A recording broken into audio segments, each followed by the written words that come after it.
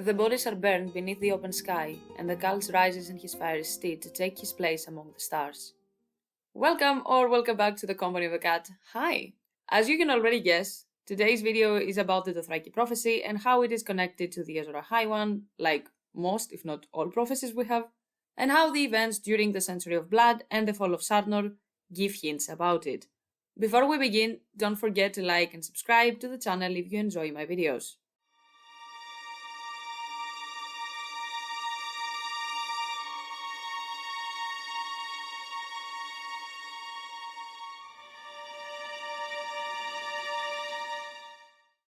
The Stallion who mounts the world is a Dothraki prophecy about an individual who will rise to become the most powerful Khal ever seen. We saw this prophecy first appearing in Daenerys 5 in A Game of Thrones, when after she ate the stallion's heart at Vaes Dothrak, a crone of the Dothraki proclaimed, "As swift as the wind he rides, and behind him his Khalasar covers the earth. Men without number, with arcs shining in their hands like blades of razor grass. Fierce as a storm this prince will be. His enemies will tremble before him, and their wives will weep tears of blood and rend their flesh in grief. The bells in his hair will sing his coming, and the milkmen in the stone tents will fear his name. The prince is riding, and he shall be the stallion who mounts the world." I am not reinventing the wheel here. This prophecy was about Daenerys and not Rhaego, and of course it is connected to the Azor Ahai and the prince that was promised. Of all the prophecies we have in the series, this one is probably the one I like the most. I find the way it is portrayed and how the events play out extremely clever. I will return to the breakdown of the Stallion Prophecy and its connection to the Azor Ahai one, and how it might hint at certain things about winds. But first I think it's important to try and understand as best as we can some aspects of the Dothraki culture.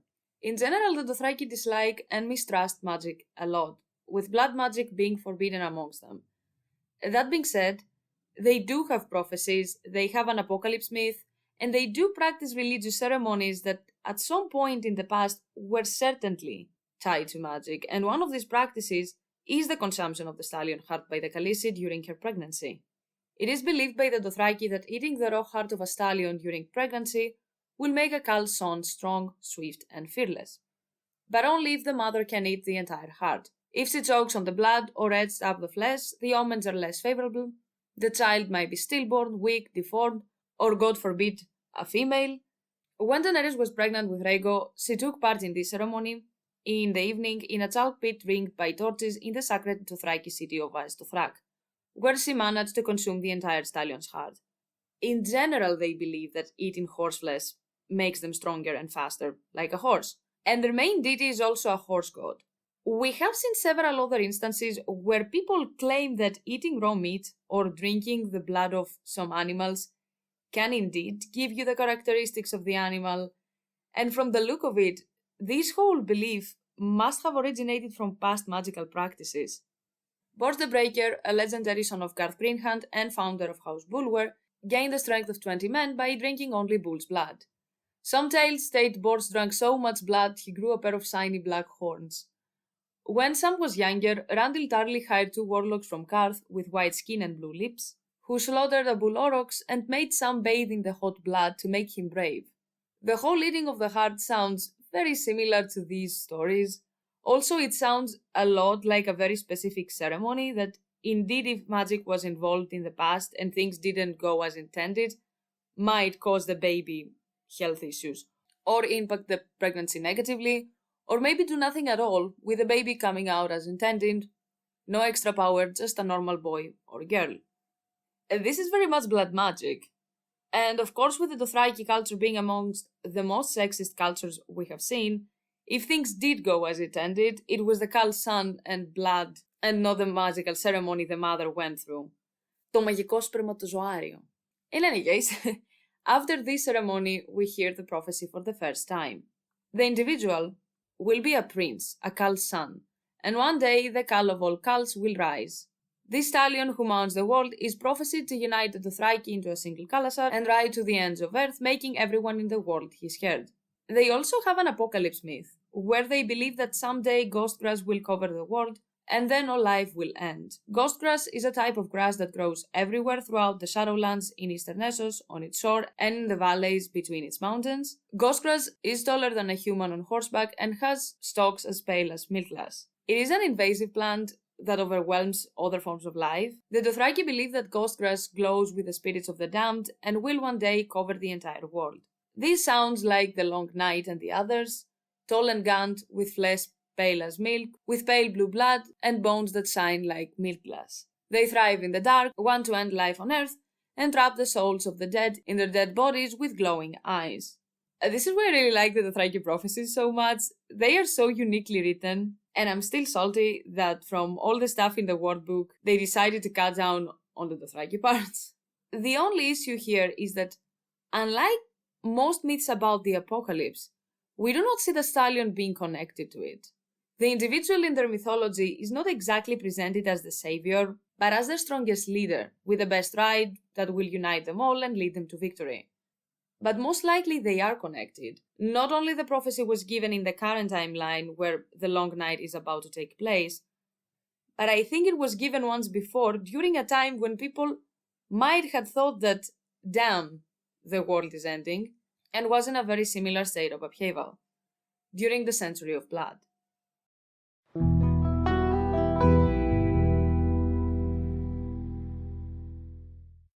The Century of Blood was a period of chaos in Essos that began after the Doom of Valyria, a cataclysm of an unspecified nature that caused the collapse of the Valyrian freehold, which had prospered for 5,000 years up until that point. On the day of the Doom, every hill for 500 miles exploded, filling the air with ash and smoke and fire, killing everything and everyone, even the dragons. Earthquakes destroyed everything, while lakes boiled and turned to acid. The fort in flames, the volcanoes of Valyria, hurled molten rocks 1,000 feet into the air, and red clouds rained down dragonglass. The events fragmented the Valyrian peninsula into numerous smaller islands and created the smoking sea between them, with many places east of Valyria like Velos and Gozai on the Isle of Cedars being destroyed by tsunamis. We are not told how this event affected the rest of the continent, but considering that very big volcanic eruptions are known to affect the weather, and here there was a chain eruption of 14 huge volcanoes, for 1 to 3 years after the eruption, things must have been quite difficult. During a volcanic eruption, ash and dust are released into the atmosphere, temporarily cooling the Earth. The smallest particles can reach the stratosphere, staying airborne for months and even years, causing widespread cooling by blocking sunlight. Additionally, sulfuric acid from the eruption forms tiny droplets in the stratosphere, reflecting solar radiation and further contributing to cooling. The Fort in Flames eruption probably caused the closest to a Long Night event we have seen since the actual first Long Night we learned about. And I'm not the only one who thinks that. I am fairly sure that Doshi did too. Doshi was a Dothraki, allegedly, witch queen, and the mother of Khal Mengo. She was the one who counseled Mengo to unite all Dothraki tribes and Khalasars under his rule and became the first great Khal. Mengo made all other Dothraki accept his rule, enslaving or killing those who refused to follow him. In short, his reputed witch mother told him to become the Khal of all Khals, the stallion who mounts the world. After the Doom of Valyria, an event that for sure caused some amount of darkness and colder temperatures for some years. Khal Mengo united the 60 Khalasars, and after becoming Great Khal in his old age, he turned his attention to the west, where he started the wars against the kingdom of Sarnor. Here I want to add that, unlike other beliefs about the apocalypse, we don't know why the Dothraki think the ghost grass will suffocate all life on Earth. In the religion of R'hllor, where we see Azor Ahai as the champion of the god, the reason is the eternal fight between the Lord of Light and the Great Other. In UT, they were talking about the gods punishing the Great Emperor of the Dawn because of the blood betrayal and the sins the humans practiced. And I think that the Dothraki might have a similar explanation. The story is pretty much a carbon copy of various others we have in the series. A person who allegedly practices magic pushes someone to take the lead and become the leading promised figure in a magical prophecy because they are certain they can read the signs correctly, and the darkness is upon them. The story of Doshi and Mengo, to me at least, sounds very similar to all that to not be the case, considering that the concept of a great Khal, the Khal of all Khals, is a major point of the prophecy, and Mengo was the first to try and do it. After his witch mother pushed him and a cataclysmic event that most likely caused some temperature drop and darkness for some time. Considering that Ghostgrass thrives in places where there is darkness, like the Shadowlands and the area around the House of the Undying, darkness must have been a sign of the upcoming doom in their myth as well. Something that is very important for the Dothraki and is not commented on as often is that among their deities is the earth. They consider the earth to be their mother and think it's sinful to cut their flesh with plows and spades and axes. This is why they burn down fields, farms, and towns, and don't just sack them to return the grasslands to their wild state. A piece of information we learned in the stories about the events during the Century of Blood and the beginning of the wars between Sarnor and Mengo's Khalasar. So this information, along with the Stallion Prophecy, which also points out how they are gonna crush their stone constructions and towns, makes me believe that the world's end in the religion is also a punishment for the people's sins. And since they do not make the sin of cutting their mother's flesh for palaces, towns, and farms, they're gonna be the ones who, under the leadership of the Stallion, will save the world or something similar. I imagine. I don't know.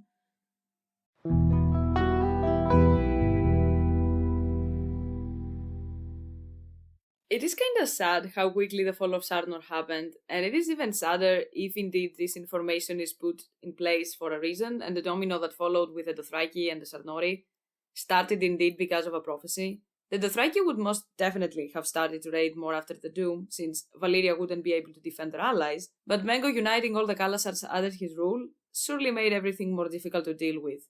Sarnor, along with the patrimony of Hirkun, another very fascinating kingdom that is rarely talked about, are kind of the forgotten middle children between the Great Empire of the Dawn and Valyria. The kingdom of Sarnor and the patrimony of Hirkun have as mythical founders two figures that have been connected to Azor Ahai, Huzor Amai and Hirkun the Hero, respectively. Unlike Hirkun, we do not have sources that Huzor is a reference to Azor Ahai, but looking at the name, I will take the risk and say that yes, it was. According to legend, he was born of the last of the Fisher Queens, a legendary dynasty that ruled Central Essos during the Dawn Age. Their kingdom is said to have covered the lands adjoining the Silver Sea, a great inland sea located in what today is the Dothraki Sea, of which only 3 Great Lakes remain. The Fisher Queens ruled from a floating palace that made its way endlessly around the shores, something that sounds much more like a ship to me, and less like a cranog, like many theories suggest, even more if we take into consideration the fact that the Carthin ships have been described as palaces in the novels. They were wise and benevolent and favoured by the gods, a phrase used very often in most stories to describe magic users. Kings, lords, and wise men sought their floating palace to their council. The last of the Fisher Queens gave birth to Huzor Amai, who would become the ancestor of the Tallmen who founded the kingdom of Sarnor. The kingdom centered around the river Sarn and its tributaries, as well as the lake's remnants of the Silver Sea. We are talking about a very old kingdom. By the time recording history began, the Sarnori had already established most of their city-states. The Sarnori were known to be quite a quarrelsome people. They were seldom unified, but engaged in long wars against the Cathi for dominion of Central Essos. They were well known for using chariot teams in battle, with both men and women participating in battles. Something that does make sense, since the Fisher Queens, the Zokora, from which they adopted the chariot warfare, and even the Saimeri, all groups of people the Tallmen assimilated with, seem to have been fairly egalitarian as far as gender equality goes. During their peak, the Sarnori traded with Valyria, Yeti, Leng, and Asai. They also sailed the Shivering Sea to Ib, the Thousand Islands, and Mosovi, warred against the Cathi and the Giscari Empire, something to be expected since they were controlling the major trading route of Central Essos. The Sarnori became involved in the wars between the ancient Giscari Empire and the rising Valyrian freehold, allying with Valyria during the Second and Third Giscari Wars, though during the Fourth, the rival Sarnori kings supported both sides. The Valyrians never tried to conquer the Sarnori, they remained trading partners with them, and we even see Valyrian colonies like Asaria inside their borders. The kingdom of Sarnor consisted of the cities Gornath, Hornoth, Kasath, Keith, Mordos, Rathilar, Sath, Salos, Sarnath, Saris, and Sathar, all of which were destroyed during the Century of Blood by the Dothraki minus Sath, a city in northern Essos at the western end of the Sarn Delta along the Shivering Sea. The Sarnori cities all have Lovecraftian-inspired names, something that isn't that surprising since in the doom that came to Sarnath, according to the tale, we see a race of shepherd people colonizing the banks of the River Ai, forming cities and raising to great intellectual and trading prowess. pretty similar to the kingdom of Sarnor. Apart from being a huge trading power, the cities of Sarnor were known to be rich and elaborate, with some having waterfalls and canals like Sathar and Gornath, with the greatest city, Sarnath, being the house of the High King and his estate, the palace with 1,000 rooms. Sarnor was also the host of one of the biggest libraries, located in the now ruined city of Salos, also known as the City of Scholars, which of course was destroyed completely by the Dothraki. After the doom of Valyria, the Sarnori kingdoms took less than a century to fall. The Tolmen, Taiges Fen, in their language, ignored the Dothraki threat, even as Khalasars began to raid all across their eastern borders. Since the Dothraki were often an issue for them, they didn't give it much thought, and some Sarnori kings even tried to use the Dothraki in their own wars, offering them gold slaves and other gifts to fight against their rivals. Khal Mengo, who united all Khalasars under his rule, accepted the gift, but then burned fields, farms and towns to return the grasslands to nature. The Sarnori did not realize the danger until Mengo's son, Khal Moro, led his Khalasar to the gates of Sathar. The men of the city were put to the sword, while the women and the children were carried off as slaves, with around 3/4 of them dying on the march to the Giscari city of Hasdanmo. Sathar was burned to ash, and the Dothraki marched towards Kasath and Gornath, which fought each other for Sarnath's plunder instead of uniting against the Khalasars.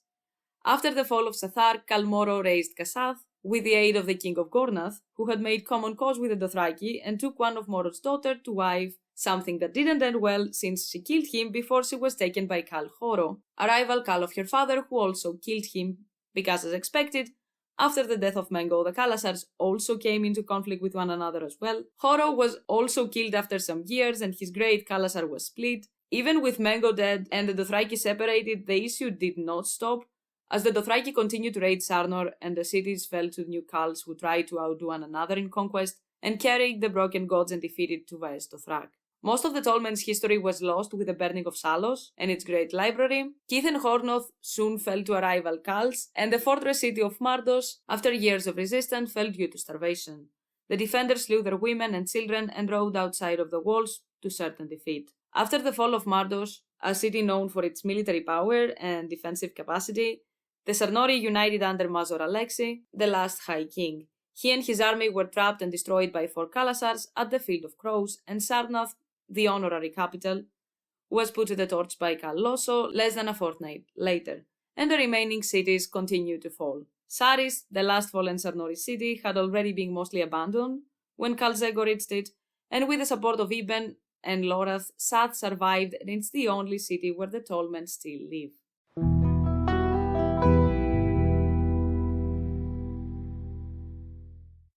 A very random and minor thing we learned about the Sarnori is that the rider warriors wore steel and spider silk. One pattern that we constantly see in the books is the spider versus serpent. The others were said to ride ice spiders, and on the other side we have dragons, fiery reptiles, mythical magical creatures that in various real-life mythologies and cultures were actually very large serpents. We hear as well of the lost city Liber in the grasslands of Essos, where acolytes of a spider goddess and a serpent god fought an endless bloody war. Some real-life myths and stories also have similar patterns, with the most famous being the stories behind the constellation of Ophiuchos. In Mesopotamia, the constellation depicted Nira, a serpent god who served as a messenger of the gods. In ancient Greece, the constellation represented the god Apollon, struggling with a huge snake that guarded the oracle of Delphi. Other myths identified Ophiuchos with Laocoon, the Trojan priest of Poseidon, who warned the Trojans about the horse, and was later slain by a pair of sea serpents sent by the gods to punish him. In Roman myths, the figure represents the healer Asclepios, who learned the secrets of keeping death at bay after observing one serpent bringing another healing herbs. To prevent humans from becoming immortal with the help of Asclepios, Jupiter killed him with a bolt of lightning, but later placed his image in the heavens to honor his good works. In medieval Islamic astronomy, the constellation was known as Al-Hawa, the snake charmer. Ophiuchos is located next to Scorpius. Aratos in his work describes Ophiuchos as trampling on Scorpius with his feet, and Scorpius also seemed to threaten to sting him. Depending on what myth we are looking at, we see horses and serpents being on the same side, while spiders and scorpions are on the opposite. Something that, of course, we see in our story as well: ice spiders versus dragons, fiery horse riding the Nightlands, scorpions literally being the only weapon against the dragons, myths about acolytes of spider and serpent gods fighting eternally, and small tidbits like the spider silk of the Sarnori against the horses of the Dothraki, gathered together by an Azor Ahai-esque figure. Even in Daenerys' storyline, when people discuss her enemies in Westeros and all the attempts to assassinate her, they mention Varys the spider. And the main conspirator right now is actually Varys. We see the Dragon Queen versus the spider. Even in the House of the Undying, the dragon was from cloth. The real person was the mummer. It is a pattern that I really like. Both serpents and spiders are heavily featured in real-life myths and were important symbols. Serpents represented rebirth, transformation, immortality, and healing. The Ouroboros is a symbol of eternity and continuous renewal of life. Even though both creatures have been the subject of many both positive and negative depictions, spiders were portrayed more often in a negative light. It was often a symbol of mischief and malice because of their toxic venom and the slow death it causes. But there are cultures that held it in high position as well. The spider grandmother is an important figure in the mythology, oral traditions, and folklore of many Native American cultures, where we see her in many creation myths because of their ability to weave. In ancient Egypt, they were associated with Neith, known as the Terrifying One, an early ancient Egyptian deity. She was the first and the prime creator, thus the connection to spiders and her aspect as a spinner and weaver of destiny. I think George Martin tried to incorporate something similar in the novels, and I dig it.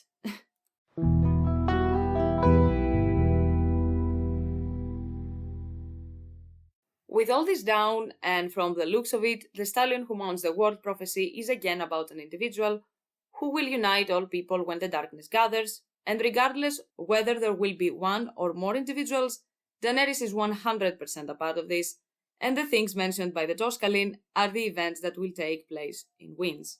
Rhaego died, but Daenerys is alive, and she is the one that consumed the heart in the first place, making her the stallion, not the baby. Additionally, in the chapter where Dany hatches the eggs, we are told exactly what they believe happens when a Dothraki dies. When a horse lord dies, his horse is slain with him, so he might ride proud into the night lands. The bodies are buried beneath the open sky, and the Khal rises on his fiery steed to take his place among the stars. A fiery horse that can ride in the sky is pretty much a dragon.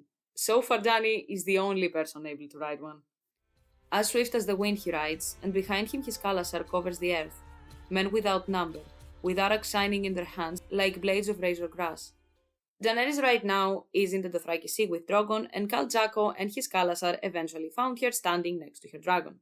Jaqo and Mago were responsible for Eroe's tragic death, and Daenerys has promised that they will pay for their crimes. So I really think that we will see Jaqo and Mago flambe, with more and more Khalasars joining her as she marches back to Slaver's Bay.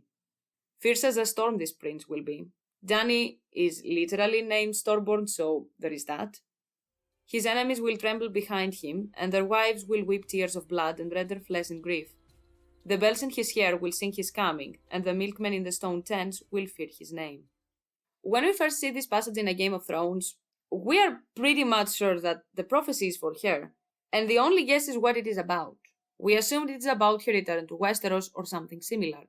In this part of the story, we finally get that, oh, it is about the slavers. With the citation being as it is, I don't see many adult men and head of houses from the slaver elite surviving. A stone tent is literally a pyramid, a status symbol of the Giscari, and the term milkmen is used by the Dothraki to describe white-skinned people, mostly the Cathi, since they are light-skinned.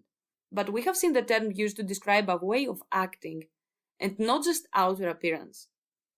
The chairs were immense, fantastically curved, bright with goldwork and studded with amber, onyx, lapis, and jade, each one different from all the others, and each striving to be the most fabulous. Yet the men who sat in them seemed so listless and word-weary that they might have been asleep. They listened, but they did not hear. Or care, she thought.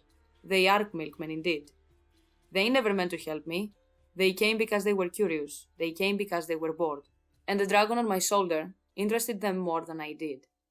This applies to the Giscari elite as well. Both this group of people are opposed to the anti-slavery campaign. Right now, people say she died, but everything points to her eventual return atop Drogon with a gigantic Khalasar. They most definitely will be scared shitless inside their pyramids. The prince is riding, and he shall be the stallion who mounts the world. This line is one that I find very interesting, because it is written quite similarly to the Prince prophecy, both in the novels and in the House of the Dragon, drawing a very clear parallel between all these prophecies. The prince is riding, and he shall be the stallion who mounts the world. He is the prince that was promised, and his is the song of ice and fire.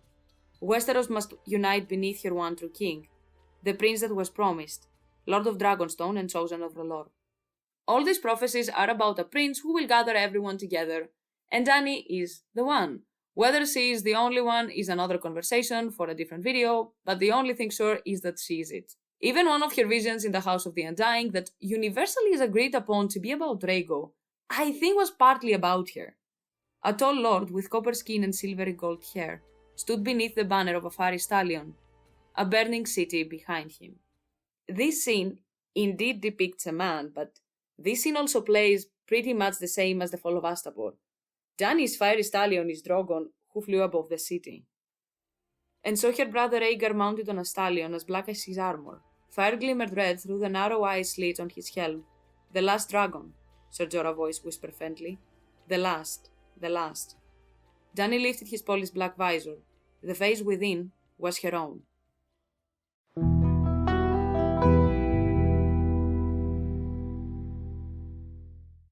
This is it pretty much. I wanted to make this video because I think many small details around the fall of Sarnor were placed in the world book for a reason. There are so many interesting details that add to the main plot a lot and help us understand the Dothraki more, because sadly, they have pulled the short stick as writing goes. George hasn't fleshed out the existing Dothraki in our story nearly enough, so more background was necessary. According to Elio and Linda in a Reddit AMA from 2015, 95% of the Far East material was written by George. 90% of what he wrote is what actually made it into the book. There was a bit of trimming here and there, mostly in the section on Yeti and the Dothraki. This is a prelude of some sort for a series of videos that I will make about Azor Ahai and R'hllor. I also have some analysis videos in mind as well, and I am not sure how to do the uploads. I will make a poll, so you can choose between uploading the Azor Ahai videos one after another or having an analysis video every other upload. So yeah, if you stick to the end of the video, thanks a lot for watching, I hope you enjoyed it. If you did, don't forget to like, subscribe, and write your theories, opinions, and whatever else you want to talk about down below. And until the next one, bye!